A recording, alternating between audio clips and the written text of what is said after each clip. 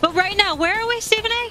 We in Queens. Yes, Queens. Queens Your is hometown. in the building. Queens is in the house. In case you wonder what all this means, he's funky fresh from Hollis, Queens. Okay, I got Something it. like that. We're coming to you live from Flushing Meadows, the 51st U.S. Open, the final major of the tennis season. How about a little football, guys?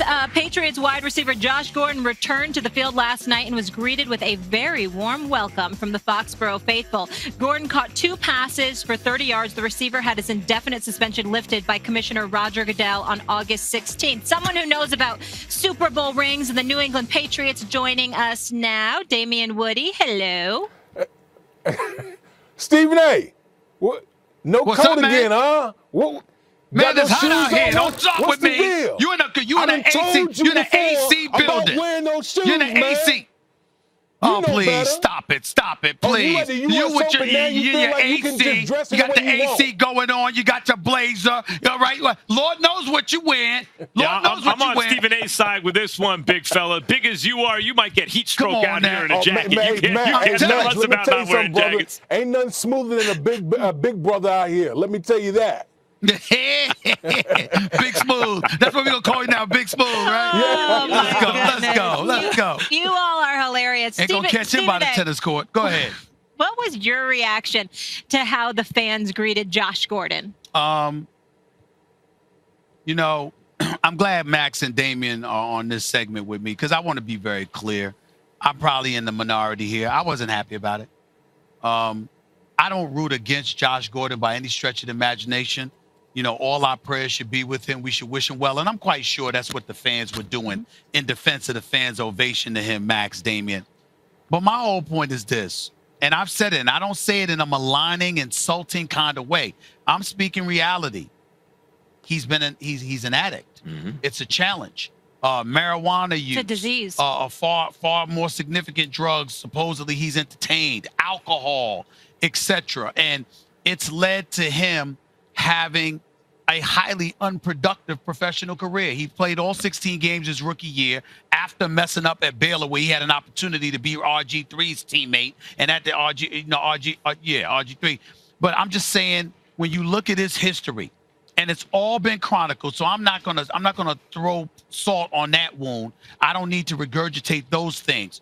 But chance after chance after chance after chance after chance has been given to this young man. And he has messed up. Now, he's messed up because he's an addict, and I understand that. But when you're cheering him on, you're rooting for him, but in the same breath, he's been cheered on before. How much does that help? That's helped him come back. Yeah. It didn't help him stay. You understand? Somehow, some way, at some point in time, tough love's required. Chris Carter talks about that a lot with this subject. That's right. And Chris Carter is the best guy in football to talk about this subject with all the things that he's overcoming. That's my man. I'm very proud of Chris Carter. But I'm just simply saying, I'm not trying to be hardcore. I just think that the priority should be cheering Josh Gordon on for a better life, not cheering him on to be a football player, because he has clearly missed the boat on that. He has messed up entirely too many times for me to applaud him in a football uniform. I'll cheer Josh Gordon. If he relapses and he gets back on the field, I'll cheer him again. If he relapses after that, gets back on the field, I'll cheer him again. My understanding of what addicts struggle with is that it's not like one day, I used to be an alcoholic or something like that. That's what you are. You have to deal with that every day. The mistake is people are like, I'm never going to do it again. You don't know that. What you can do is say, I'm not going to do it today. And you know what? Today or yesterday was a good day for Josh Gordon. Ostensibly, he wasn't using that day and hadn't used enough of those days that now he's back on the field. So I will applaud that every time. And it's not about tough love or soft love or whatever that is. It's just about being happy for a dude who's struggling better now than he was then. There are no guarantees about the future. You don't have a crystal ball. I agree. He keeps relapsing, but even then, some people are in so much pain. They anesthetize the pain one way or another, and with illegal drugs, whatever, or with narcotics of some kind or another. That's, to me, from where I'm sitting, pretty clearly what's going on with him. I feel for him for his pain. I hope he's able to deal with it better than he has in the past. I'm glad that right now he seems to be dealing with it better. I hope in the future that will continue. I'll applaud him every time. By the way, provided the person he's hurting is himself and no one else. That's where I was going, but I'll let Damian speak first. Go ahead, Damian. Yeah, from a fan perspective, you can understand because, fan is short of fanatic. And I think any team with a player in a particular situation that could probably add value to, to the organization, fans are going to obviously cheer them on. I think my biggest question is, in the long run, what is football doing to help Josh Gordon in his sobriety and moving forward past the game of football? We've seen, Josh Gordon hasn't had a full season, I believe, since 2013. Okay, that's a long time. That's a long time to be in the National Football League, and last time you played a full season was in 2013. And so for me, I'm not worried about the football. I'm worried about the long term after the game because he has so much life to live. How is the game helping him dealing with the issues that he has? I don't know what personal demons that he's dealing with, but I'm not sure if the game of football is necessarily helping those personal demons that he's dealing with.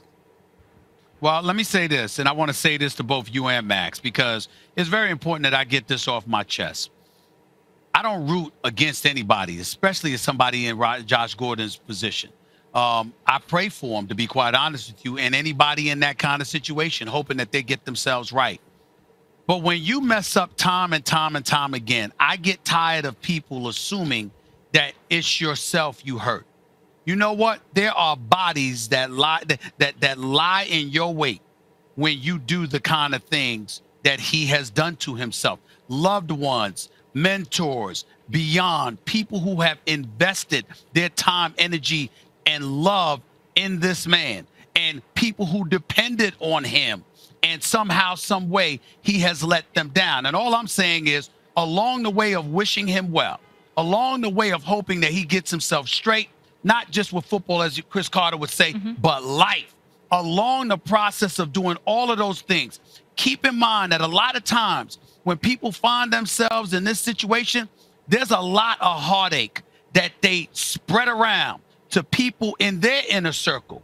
And somehow, some way, that gets lost in the shuffle. If you're just hurting yourself, it's easy to root for somebody to overcome Let me address that. that. But when you hurt other people, that matters. I think that's an important point. Let me address that.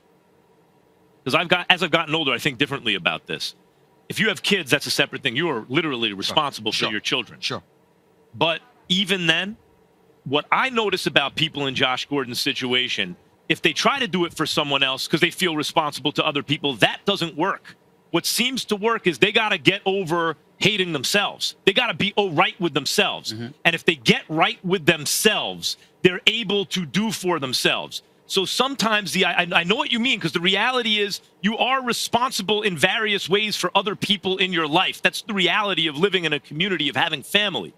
But particularly athletes who come from impoverished circumstances and are kind of taking a generation, if not a family, with them, right, out of certain circumstances. But really,